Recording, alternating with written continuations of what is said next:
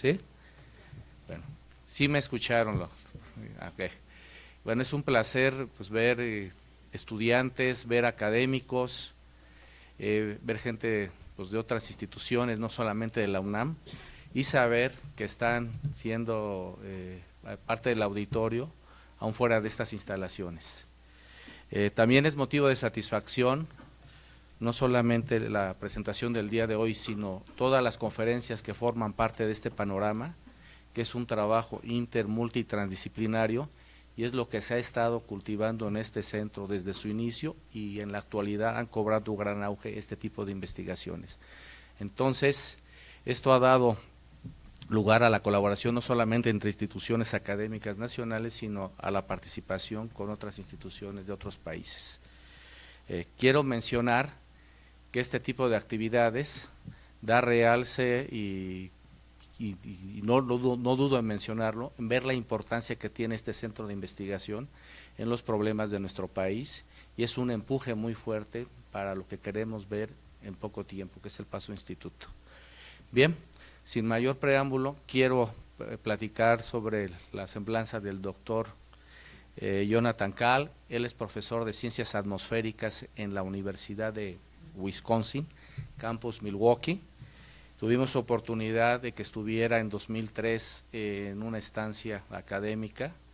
Él en ese entonces nos platicó sobre las investigaciones que había hecho en el Ártico, buscando informaciones de temperatura, no necesariamente en estaciones digitales donde pudiera recibir los datos inmediatamente, sino en bitácoras de científicos de la aún entonces Unión Soviética. Entonces fue muy interesante la plática que nos dio, y esto me sirve para ir hablando de él sobre las actividades que ha venido desarrollando. De ahí, siguiendo las líneas de meteorología, calidad del aire, ha venido participando con diferentes países en estas investigaciones. Ha desarrollado investigaciones tanto en la misma UNAM en colaboración, la Universidad Autónoma de Ciudad del Carmen, de Campeche, de Nuevo León, y lo que hemos visto es que del Ártico hasta investigaciones en nuestro país, pues cada vez el doctor Kahl se va acercando al Ecuador, como que le va dando un poquito de frío y vámonos más hacia abajo y buscando un clima más cálido. Pues gracias a esto, pues se ha dado esta colaboración. Como información muy importante de las actividades que él ha desarrollado y reconocimientos que a su vez él ha recibido, recibió el premio a la excelencia en la Universidad de Wisconsin, precisamente en la excelencia en lo que es la enseñanza. Y por los temas que mencioné, vean la inter, multi y transdisciplinariedad que él ha venido desarrollando en este momento. También, por primera vez, y es un curso que él da en la Universidad de Wisconsin, colaborando con algunas universidades de nuestro país, es el curso sobre contaminación atmosférica y culturas antiguas. Y esto le ha permitido traer estudiantes a las universidades que les comenté anteriormente. Los proyectos que él ha desarrollado ha sido en colaboración para la NOAA, la Administración de la Atmósfera y el Océano de los Estados Unidos, la National Science Foundation, la EPA, la NASA, y por supuesto con diferentes instituciones, tanto académicas como industria y gobierno de los Estados Unidos. Investigaciones en relación a partículas, PM2.5, modelos de trayectoria, un estudio muy importante en la zona del Cañón del Colorado, que conocemos que el problema empezó desde visibilidad, no obstante, calidad del aire, aspectos meteorológicos van involucrados ahí para llevarlos a una solución adecuada. Pues no le robo ni un minuto más al doctor Jonathan Kahl. Jonathan, thank you very much to be here. Welcome to Mexico again, at the UNAM, that is your home. Please, John.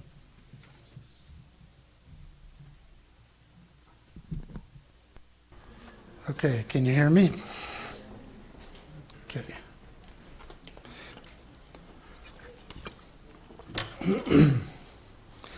I learned yesterday that I can give this talk in English. That was good news for me. I hope you can understand me. So it's a pleasure to be back here in CCA. Since 2003, when I was here for 5 months, I've been here, I think, 2 or 3 times, but it's always nice to come back and see my friends here. Okay, so here's what I'm going to do today.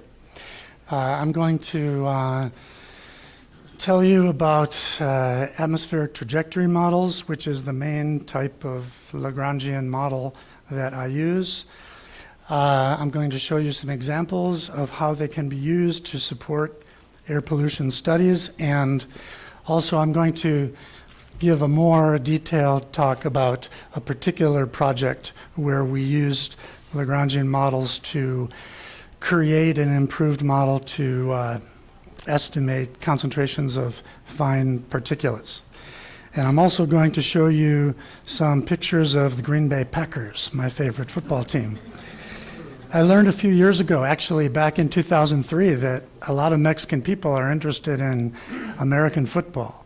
I was surprised about that. But I also learned that everybody's favorite team is the Dallas Cowboys. Yeah, that's our enemy, you know, for Green Bay. Okay, so let's go. So air trajectory models. These form the core, the internal structure of most Lagrangian models. So an atmospheric trajectory model is very simple. The mathematical formulation is very simple. The position, three-dimensional in space, position is an integral of the wind field. So it's very simple. I think of it as the wet finger technique. So the wind is from the west at 10 kilometers per hour, right? So I go 10 kilometers, and then the next hour, what is the wind? The wind is from the south, you know, I go this way. Okay, that's a trajectory model.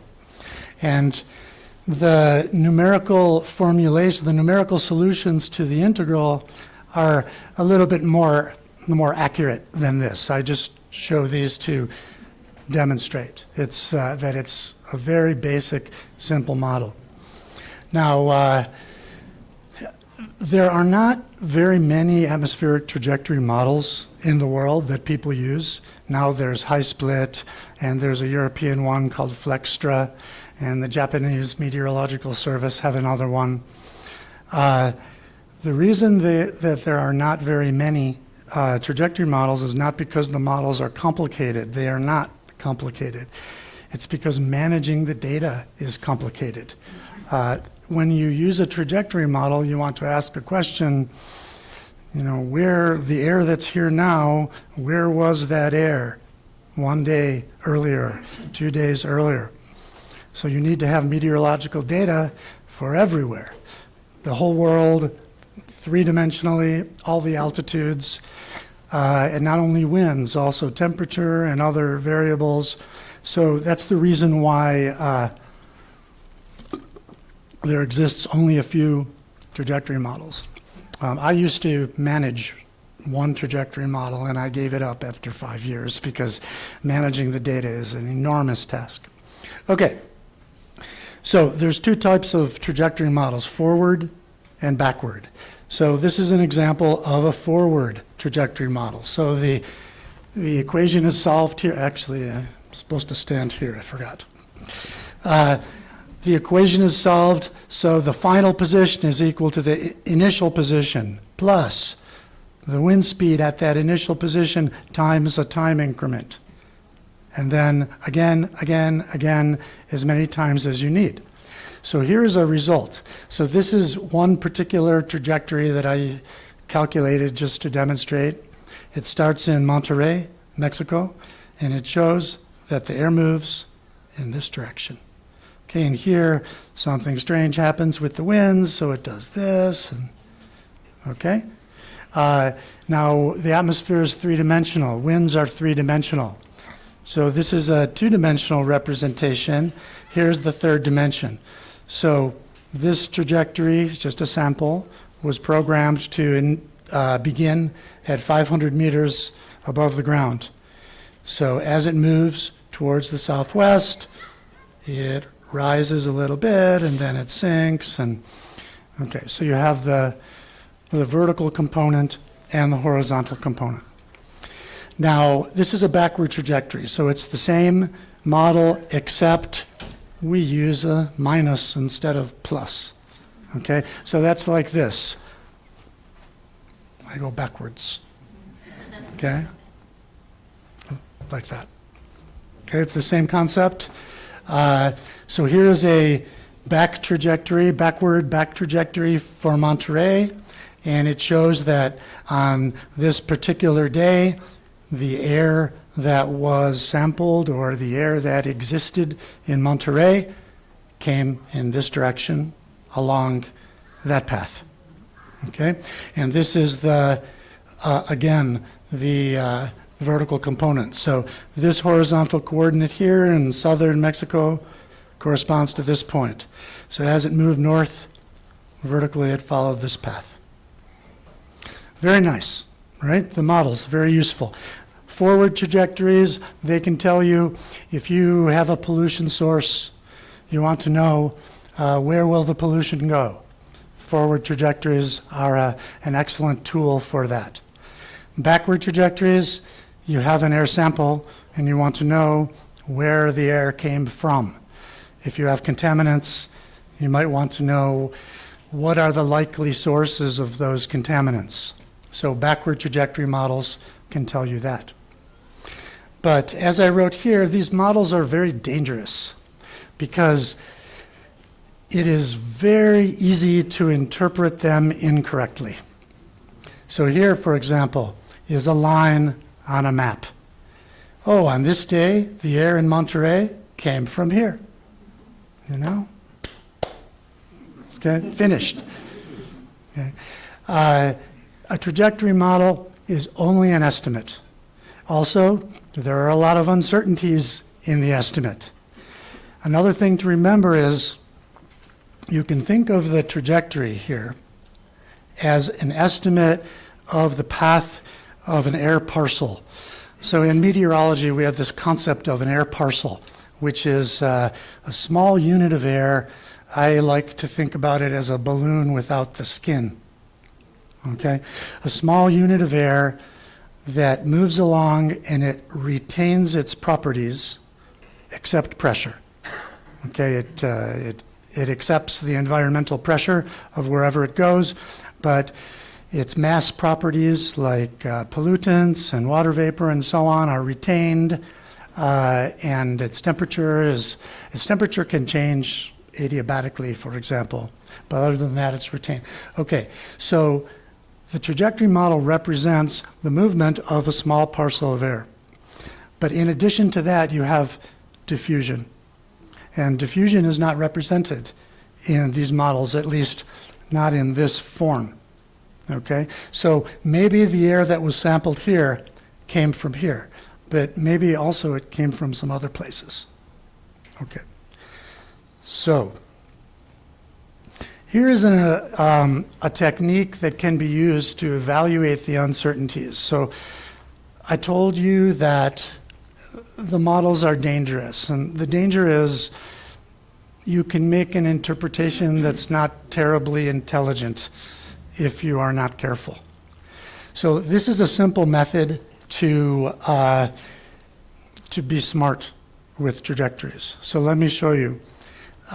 In this case, we have a weather map, sea level pressures, winds for the United States and part of Mexico. So suppose that we wanted to calculate a trajectory. In this example, I'm going to use forward trajectories, but the concept is the same for backward trajectories. Suppose we were interested in the forward trajectories from two locations, one right here off the coast of Baja California, and another one here in the western part of Wisconsin. I live right here on Lake Michigan. Okay, so the technique we use is we create a grid. I don't know if you can see the purple, but the middle point is the location of interest. So for example, this point could be this point. And then we create a grid of points. It doesn't really matter how many points you use. I like to use 9. The spacing is arbitrary. I like to use this value because it represents the distance corresponding to 1 degree of latitude. Okay, so you calculate the trajectories not only from the point of interest, but also from the other points. So for Baja California, in this particular case, it looks like this. All of the trajectories look exactly the same. Okay, so that indicates that the meteorology is uncomplicated. And that means that you can have confidence in the trajectory. Now you're only interested in one, the one corresponding to the middle point. Okay, but you need the other ones to determine if you can have confidence in the trajectory model results. Now here, you have a different story. The location of interest is in the middle of a weak low pressure system, and the trajectories from these 9 points centered here are very different. So the trajectory corresponding to the point of interest, I think, is this one. So you might conclude that the air that was here is going to follow this path. But if you begin the calculation only a little bit farther to the north, the air takes a very different path. So in this case, you can conclude that you cannot have confidence in the trajectory estimate. So that's the way to remove the danger of trajectory models. Okay. Here's a couple of examples of how single trajectories can be used to help interpret air quality studies. So in this case, the group here, the Contaminación Ambiental group, had some samples of atmospheric deposition in Veracruz. So and they were interested in estimating the source regions of the contaminants that they measured. So in this case, I did the same thing. I calculated the trajectories for a grid of points. These are, in this case, it's back trajectories. So the air is moving in this direction. And all of the trajectories look more or less the same. Again, indicating that the meteorology is uncomplicated and you can put confidence in the trajectories. Okay, so that's good. So we can conclude in this case, for example, that the contaminants in the rain may have come, I don't know, from part of Cuba or the Yucatan Peninsula, or more likely the oil platforms in the Gulf of Mexico. Now here's another one corresponding to a different pollution sample on a different day, and the grid of trajectories has a lot of dispersion. So in this case, we cannot say with confidence where the material came from. Here's the Green Bay Packers, your favorite team. Okay. So trajectories can also be used in a climatological sense. So they can be used, like I showed you, to to support air quality studies sample by sample. But they are also useful in determining climatological features of atmospheric transport. So I'm going to show you a couple of ways that the models can be used in this way. So in this case, again, in conjunction with Rodolfo Sosa and the Contaminación Ambiental group here, they had a project at the archaeological site El Tajín in the northern part of Veracruz state, and they were measuring acid deposition and some other things, I think. I don't remember. So here what we did is for a period of 5 years, we calculated one trajectory per day. And we are plotting them by month. So December, January, February, etc. So here you have 5 years worth of Decembers, 5 Decembers, one trajectory per day, 5 Januaries, etc. So what we can see from the trajectories, it's very clear actually, that there are two transport regimes. There's this pattern here, where winds from the east. Okay, these are back trajectories. They all arrive at the same point. So one regime is the easterly flow here. That regime is present all year.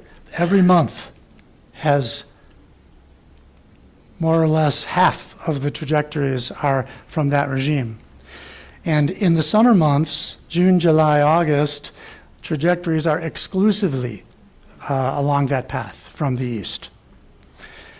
Now, in the other months of the year, you have this path from the north, from the northwest. So in the winter, for example, that corresponds to when the air is cold. I have to say cold because I'm from Wisconsin where the air is really cold. Cold fronts, okay, storms. Okay, so now remember the equation for trajectory models. It involves an integral. So trajectories are, in a very real sense, they are integrated meteorology. Okay, so you take the weather conditions over several days and they combine in a continuous way like an integral to give you something, to give you these patterns. But it's meteorology that's causing the patterns. It's not the trajectory model, it's the meteorology. So there's a reason that the patterns look like this. So here, for example, is average sea level pressure fields for winter and for summer. So here's Mexico, right? This is the site in Veracruz where all the trajectories arrived. So over here you have a large subtropical anticyclone with air circulating like this, and on the bottom half that brings the air like this. They call this anticyclone a semi-permanent feature, which means it's always there. Okay, so that accounts for the constancy of the easterly winds during the summer. During the winter, you have the semi-permanent high pressure system, but it has moved, in the winter it moves farther away from the coast. So you still have the circulation that brings the easterly winds here, but because it's farther, it allows the northerly winds from North America to penetrate into Mexico. Okay, so this is just to show you that the trajectory models really do represent integrated meteorology. Okay, so something like this we call trajectory climatology, and it's very good to answer basic questions about atmospheric transport. For example, there's corrosion on this beautiful pyramid due to air pollution. Where's the air pollution coming from? Well, maybe people might think, oh, Mexico City, because Mexico City has all the pollution sources. But no, the air never goes from Mexico City to there, and the trajectories show that very clearly. Okay. Okay, now remember that the winds are three-dimensional. So when the air is moving from the east or from the north to Veracruz, it might be moving up and down as well. So the trajectory models can give us information about this, and this information is useful for estimating the sources of the contaminants that are measured. So in this graph we have the months here, and this is altitude. Well, I'm a meteorologist. I always think about pressure rather than altitude, but essentially it is altitude. And these bars represent 1 day upwind, and then 2 days upwind, 3 days upwind, etc. So remember, in June, July, and August, the winds were exclusively from the east. The altitude of the air, as the trajectories are bringing the air to Veracruz, is between about 980 and 900 hectopascals. So that's between about 200 meters and 1 kilometer. So it's in the boundary layer, the capa limite, exclusively. So that means that there is a very good likelihood that pollution sources, which are almost entirely located at ground level, can contribute to the contaminants that are measured in Veracruz. Now, in the other months of the year, remember that you have two kinds of transport, from the east and from the north. Now, for those months, the average pressure is a lot lower, which means the average altitude that the air is moving at is higher. So what that tells you is that pollutants that come from those areas, from the north, for example, are more diluted because there is a larger volume of air over which they mix. Okay, so there are contributions from sources to the north, but the contributions are smaller in magnitude than the contributions from the sources to the east. And that's the altitudes tell us that. Okay. I think it's time for some more Green Bay Packers. Do you like the snow? Okay. It's like when you are tasting wine, you have to clean the palate, right? So, cleaning the palate. Okay, there's another method of Lagrangian modeling where trajectories can be used to determine transport climatologies. That's called residence time analysis. Residence time analysis has been around for a while. There are different methods. I'll show you one of the more common methods. So with residence time analysis, you put a grid of points on top of a map. And then when you calculate the trajectories, oops, yeah, that's right. So suppose you calculate some trajectories. In this case, the trajectories are in Greenland. Rodolfo told you that I have a lot of projects in the Arctic. So I had a project where I was trying to determine the sources of the pollutants in the snow in the Greenland ice sheet. So here's an example of several trajectories. These are back trajectories that are programmed to arrive at summit, which is the top of the Greenland ice sheet. So the air goes like this. Okay, so we take the grid and we put it on top and we count the number of hours that the trajectories spend in each grid square. Okay, simple concept. So the results might look something like this. So we calculated trajectories, one per day for, I don't remember how many years, I think 15 years. And calculated the residence time. And what you see here is a plot of the residence time. This is the center of Greenland. Okay, and it's normalized residence time, which means we take the number of hours in each grid cell and we divide it by the total number of hours for all of the trajectories. Okay, so obviously the areas surrounding the center of Greenland has the most, because whenever the trajectories arrive, they have to pass through the same area. Okay.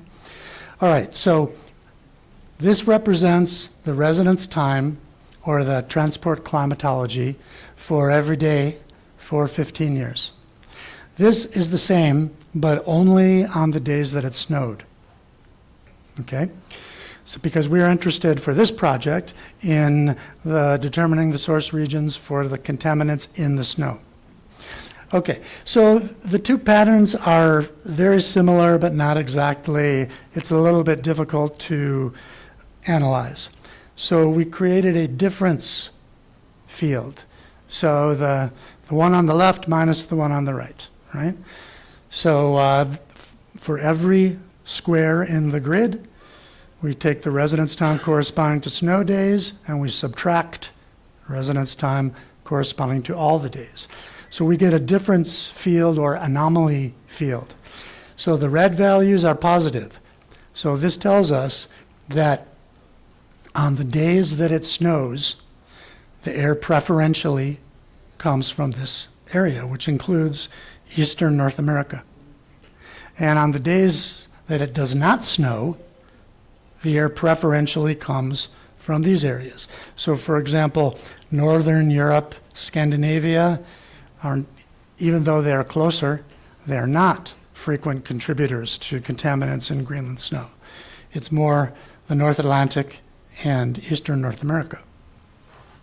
Now remember, I keep saying this, remember the atmosphere is three-dimensional. So we can learn something more about these sources by considering the altitudes. So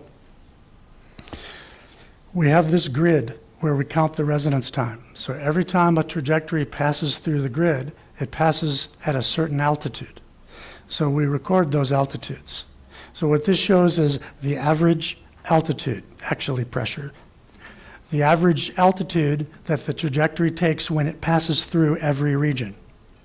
So here, for example, Eastern North America, you remember that was one of the preferential regions to deliver air to Greenland when it snows. The colors here are red and orange. So 800, 900 millibars, that's close to the ground, within maybe 1 or 1.5 kilometers of the ground. So again, close enough to the ground to effectively transport contaminants to the ice sheet. Okay. So I've showed you two examples of how trajectories can be used in a climatological sense. Okay. Did I tell you that I like the Green Bay Packers? Did I say that? Okay. So now for the third part, I'm going to tell you about a recent study that we did with Rolando Olivas, who is a Mexican. He's from Nuevo León. This was his PhD project, working with me in Milwaukee. Okay, so this project was about developing an improved model for estimating concentrations of fine particulate material, PM 2.5. So I don't know if everybody here is air pollution people, so I'm going to tell you a little bit about PM 2.5. So this is a hair, human hair, okay? These little particles here have an aerodynamic diameter of 10 micrometers, okay? And these very little particles here have an aerodynamic diameter of 2.5 micrometers. So PM 2.5 is particles of this size, very tiny. They can be inhaled. They can penetrate into the lungs. They can have negative effects on human health, especially for sensitive groups like babies and old people or people with respiratory problems.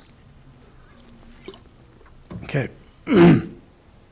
So in this project, we used some satellite measurements. I will explain what they are, along with a Lagrangian technique to improve the way that we can estimate concentrations. So there's an instrument called MODIS that's aboard 2 polar orbiting satellites. I don't remember the acronym. Do you know the acronym? Moderate. Okay. Yeah. Nobody remembers the acronym. Okay. So MODIS measures MODIS produces a product called Aerosol optical depth. And what that is light attenuation, the reduction of light by aerosols, specifically by aerosols. Now, the reduction of light could be by absorption of light by the aerosols. It could be by scattering of light.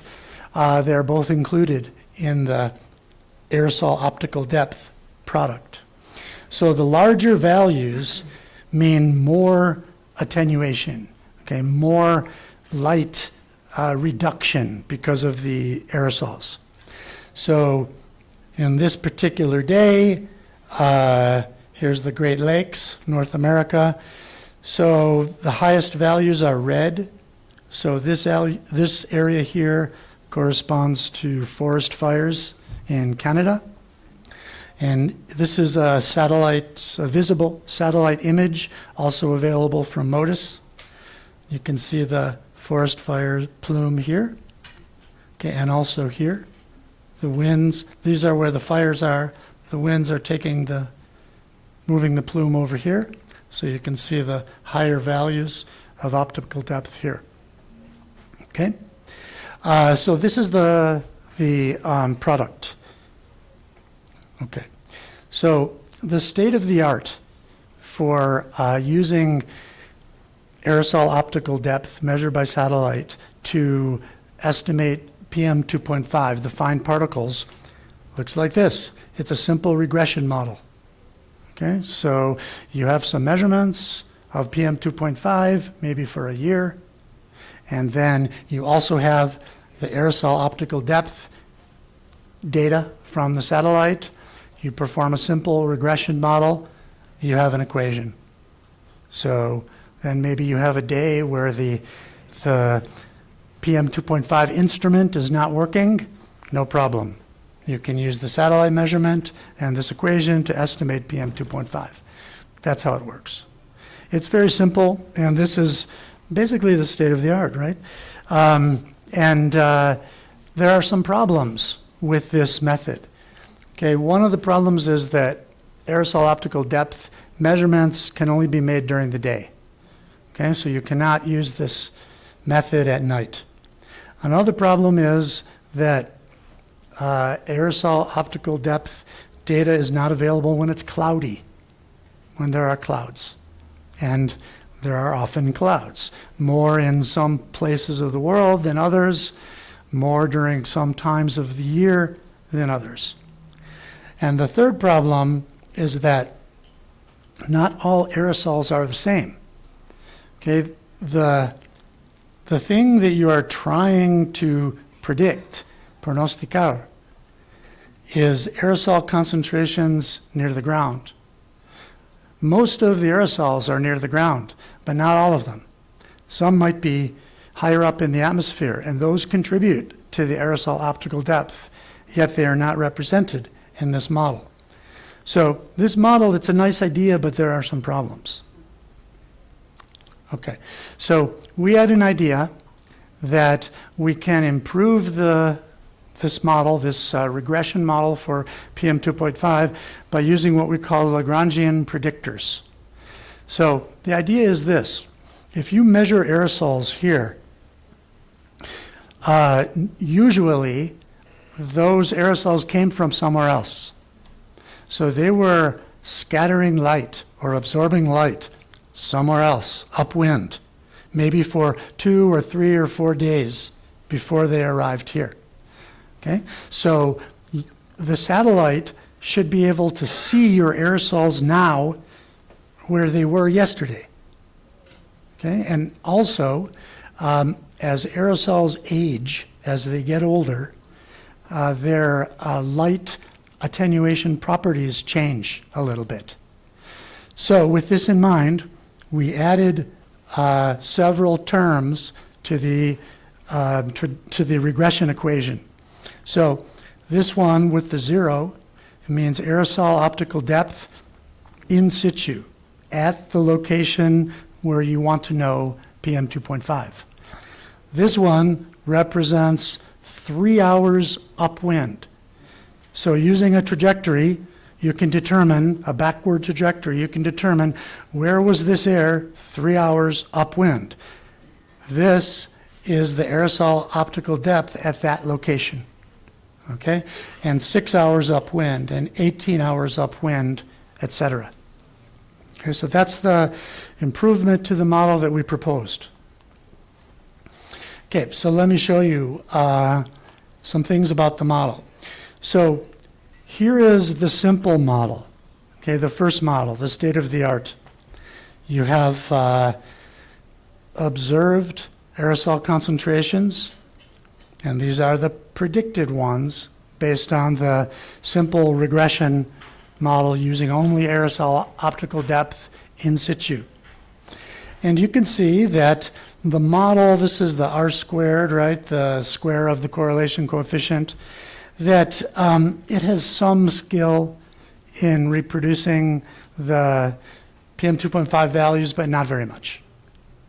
So here is the same graph with the same set of observed PM 2.5 measurements, but using the model, the multiple regression model, including the Lagrangian predictors.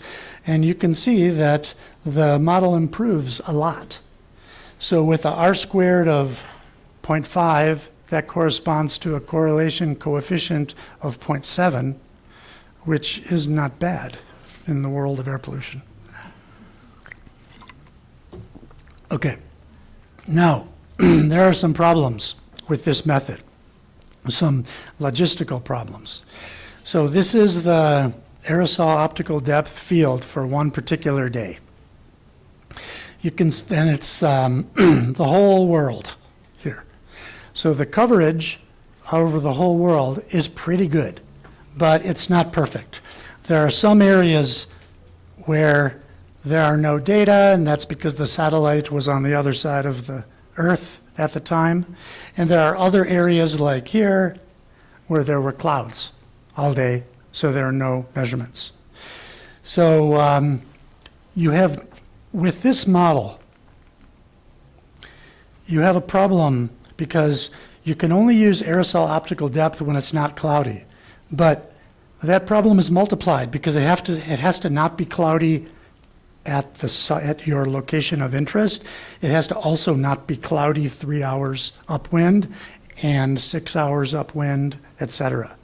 So we have a problem with data availability. So let me just show you again another example of this. So here's, let's see, where are we? This is the Gulf of Mexico. Okay, so here's an aerosol optical depth field for one particular day. There's no data here because of these clouds. There's no data here because of these clouds. Okay, so this is a problem. So what we did is we decided to reproduce the data. In other words, in areas where there's clouds, how can we estimate what the aerosol optical depth would be if there were not clouds? So we did this analysis where we took pairs of locations and we sorted the pairs of locations by distance, and we determined how well the aerosol optical depth here was correlated with the aerosol optical depth here as a function of the separation of the 2 points. So here you have the correlation coefficient, and here you have the distance. So what we see is when the distance is 0, the correlation is perfect, okay? But as the distance increases, the correlation dropped. So we chose a distance of 100 kilometers. At 100 kilometers, 2 locations are correlated with the correlation coefficient of 0.5. Okay, not bad. Now, you could argue about maybe we should have used 50 kilometers or maybe we should have used 200 kilometers. It doesn't really matter because what we did is we estimated the aerosol optical depth in the cloudy areas using a distance-weighted interpolation technique. So the weights is 1 over distance squared. Okay, so the larger the distance, the smaller the weight, so the choice of 100 kilometers really doesn't matter. So using this method, we can reproduce. We can reduce the problem of missing data. So here is a aerosol optical depth field for one particular day. You see all the areas with missing data because of clouds. Once we fill in the gaps, it looks like this. Okay? Now, the original, you have some features like a forest fire. I think this was the same picture that I showed you before. Forest fire, plume from the forest fire. You have some cities. Here's Los Angeles here. Some cities with more particulates, more pollution. Okay, we interpolate, And the principal features are maintained, Los Angeles, okay? But there are fewer gaps without data, only a few, okay? So we did this every day for 5 years. We created this gridded product, and this is what we use to evaluate our multiple regression model with the Lagrangian predictors. So here's side by side, original and reconstructed. Okay, so let me show you the results. So we chose 10 sites in the United States, a 5-year period from 2003 to 2007.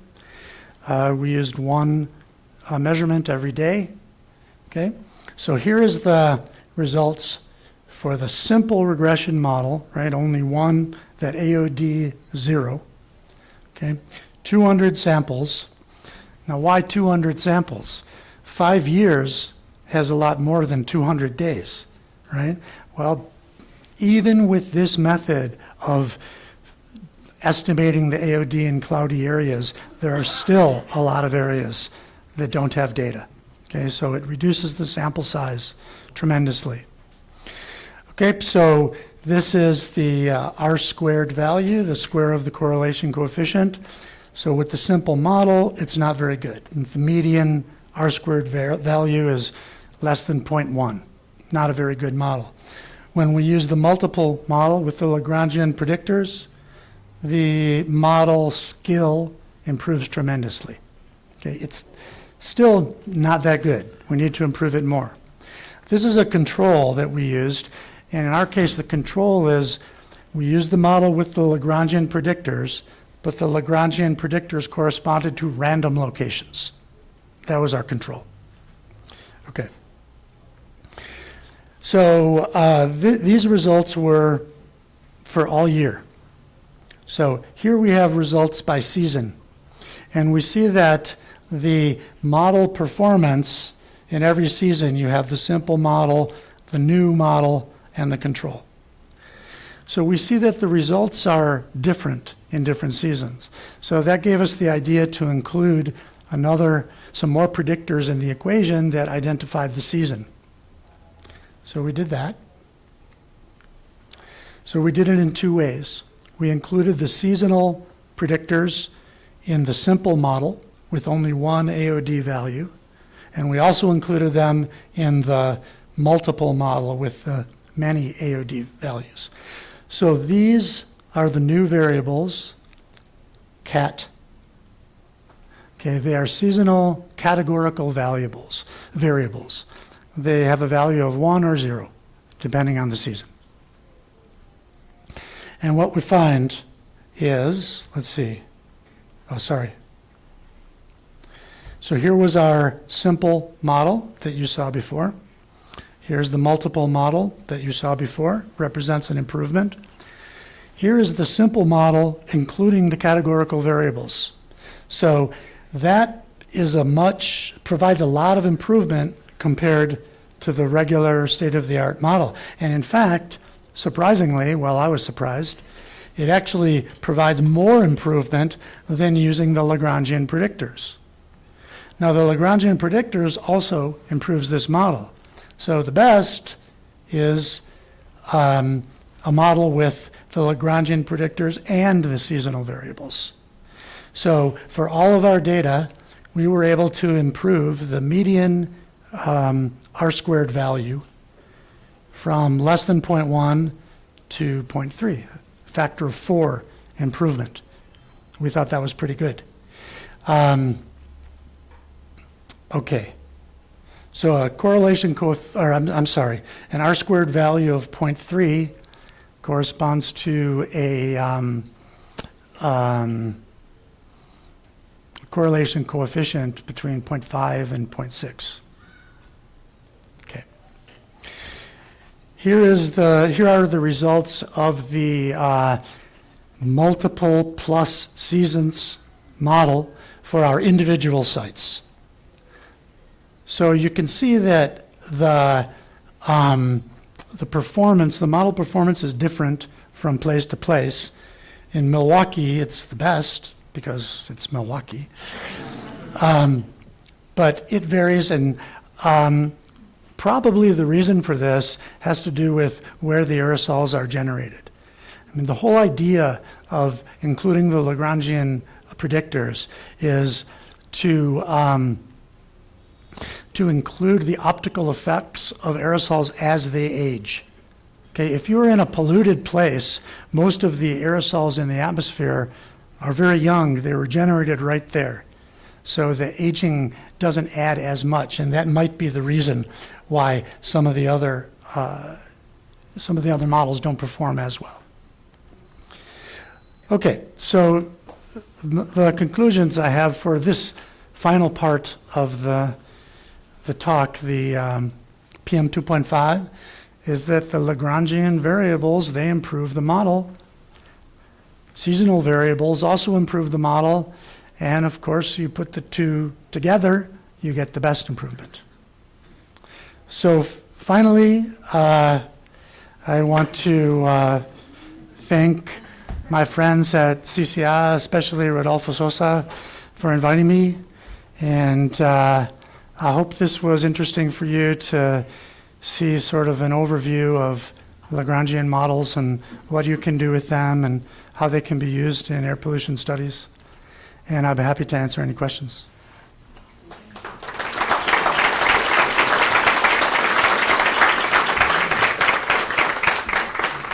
Thanks, John. Thank you very much. Vamos a iniciar la sesión de preguntas. Les voy a pedir, por favor, si dan su nombre y la institución o grupo al que pertenecen. Yo conozco prácticamente a todos los que están aquí, sin embargo, el doctor Kahl no.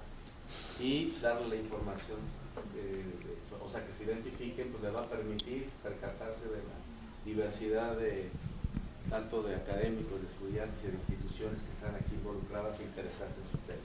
Entonces, si van levantando su mano, por favor. Adelante. El doctor Kahl entiende español. Si alguno de ustedes quiera hacerla de esa manera, también tenemos una excelente traducción simultánea, y las personas, por supuesto, que quieran hacerlas en inglés, con mucho gusto. Adelante. Thank you very much, Doctor. Muchas gracias. My name is Demian.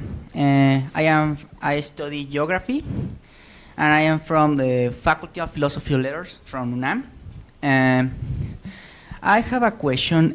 What kind of mathematics do the meteorologists use? Well, in our program, we are very heavy in mathematics because we are part of a mathematical sciences department. Typically, students studying mathematics at the undergraduate, licenciatura level, they need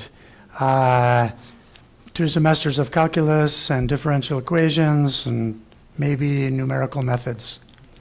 For us, we have requirements of 4 semesters of calculus, including differential equations and vector calculus. I think our requirements with mathematics are heavier because we are part of a mathematics department. And I had another question, is the last. In the presentation, you put the high pressure and the low pressure at the beginning on your presentation. You talked about the wind. The wind only occur at the low pressure, or it can occur at the high pressure? No, there's wind everywhere. And the point of that slide is that if you calculate your trajectories in an area where the wind is very homogeneous and it doesn't change much over the space, then all of the trajectories in your grid will look the same, and then you have the better confidence. Okay, if it's in an area where with heterogeneous winds, then they will diverge, and that can happen in a high pressure system or a low pressure system. Muy bien. ¿Alguna otra persona, por favor? Jorge, por favor. Thank you. Thank you for your talk. It was very interesting. I miss the argument where you conclude that the trajectories were more frequent in Greenland when there was snow than when there was not. How was that? Sorry. Okay, so every day for 15 years, we have a trajectory that arrives in Greenland. Okay, so we pass that through this grid, and we count the number of hours, okay, that the trajectories spend in every part of the grid. Okay. And then we normalize that. Okay, we divide the number of hours in every grid cell by the total. Okay, so, and then we take that field only for the days that it snows, and we subtract from that the field for every day. Okay. I thought you were relating that with the time residence. Yes, yes. The grid, the values that we are using is the residence time. So what that tells you is that the residence time in certain areas is larger on the days that it snows. Yeah, I can get it. Yeah. Okay, so that means that when it snows, the air comes from those places. Okay. ¿Alguna otra pregunta, por favor?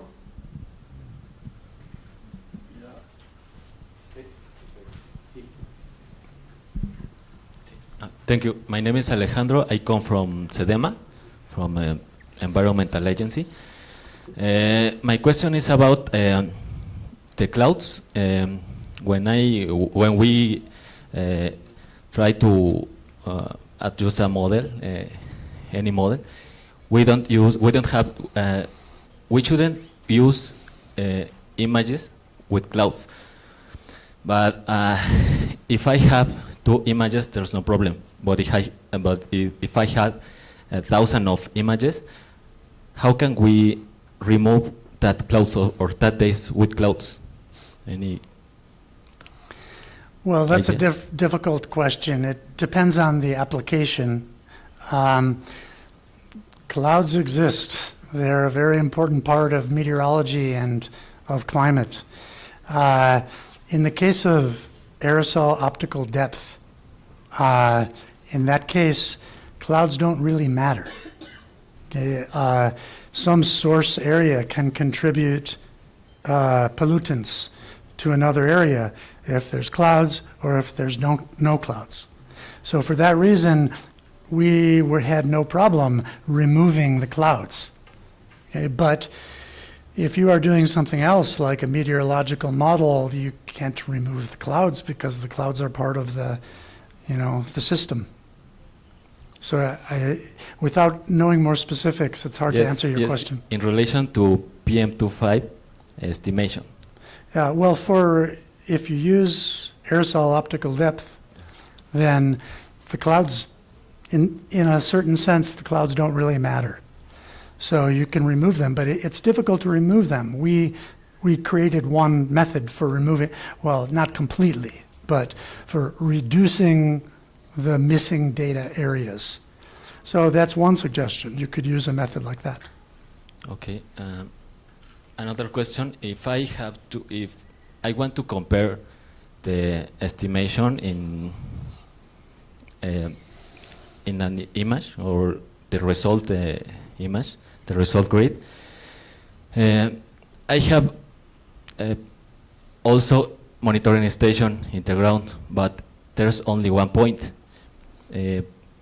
Could we adjust a geostatistical model to compare images from, or the method for remote sensing at that geostatistical method? Yes, you can, but it's difficult. It's like verifying precipitation forecasts from meteorological models. The precipitation forecasts, by definition, are area forecasts, area of the grid cell, and your observations are point measurements. So with one observation, it's very difficult. You can compare 1 pixel of your images to that point measurement. If you have more point measurements, then you can use some spatial smoothing technique like kriging or something like that to create a spatial field. But again, it depends on how much measuring locations you have. Okay, thank you. otra pregunta? Thank you very much. Ah, Thank you. My name is Ruben. I'm from the PhD student from the spectroscopy and remote sensing here at UNAM. My question is, if I understood correctly, your equation for AOD accounts for the location of aerosols depending on their, well, based on the trajectory model. But could you also account for the pressure? Because as you said, it's different if the parcel comes from a 100 hectopascal level or from ground. Well, we know the pressure because the trajectories are three-dimensional and we know the vertical coordinate at every point. But in this case, for this application, the pressure doesn't matter because the AOD measurement is a column integrated measurement. It measures light attenuation by aerosols over the entire atmospheric column. But the final result, or the quantity you want to quantify is the concentration, right? PM 2.5. Yes. So is it only? So that's the concentration in the whole column. No. Yeah, the thing you're trying to predict is the concentration close to the ground. But that is almost the same as the concentration in the whole column because most of the aerosols are close to the ground. Okay. Thank you very much. Hi, Graciela Raga here from CCA. We were talking earlier about the effect of relative humidity on the aerosol optical depth, but more than that, I was just thinking that the trajectory, the Lagrangian predictor, you can also put something like the precipitation along the trajectory, not only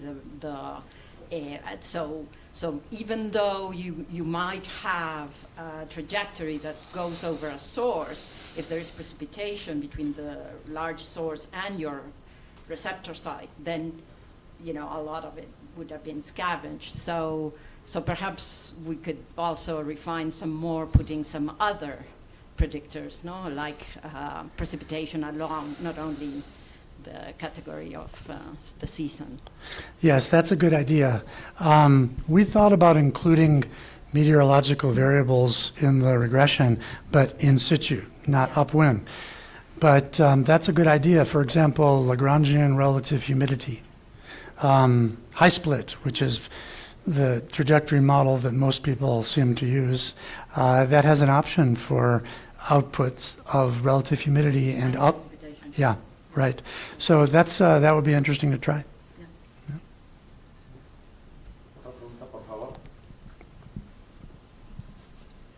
Yeah. Hi, doctor. Thank you for the nice talk. I study geophysical engineering. My question is that in the part where you do the interpolation of the AOD, do you know why there are still parts where you don't have data, even you do the interpolation? Yes, I can show you, I think. So for example here, this is the actual field not interpolated, right? So the way we interpolate for this area is we take surrounding points and we create an average according with the distance weighted average. So if you move 100 kilometers in some direction, you find some pixels that have data. So we can reproduce this. But here, if you go 100 kilometers, this is a large cloud field. 100 kilometers in any direction, there's nothing. And that's the reason why there are some areas without data. Thank you. Continuamos con las preguntas. ¿No más? Bueno, pues agradecemos al doctor Jonathan Kahl su presencia.